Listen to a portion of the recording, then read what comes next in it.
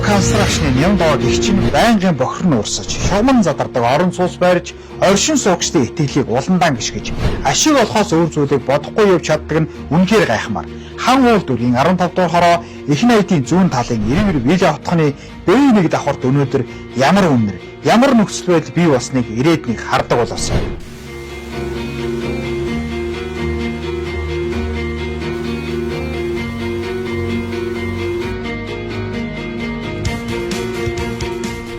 Олон удаагийн үүдлээс болж иргэд бухимдж, дэмийн сөөхийн хаалга шагааж байна.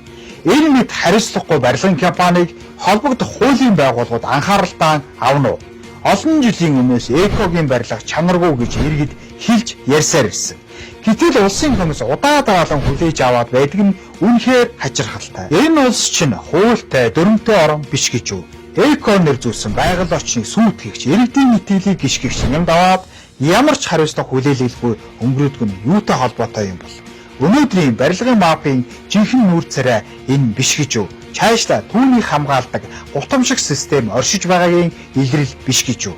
Бид дуугүй байж болохгүй. Бид шударгасыг шаардсаар холно.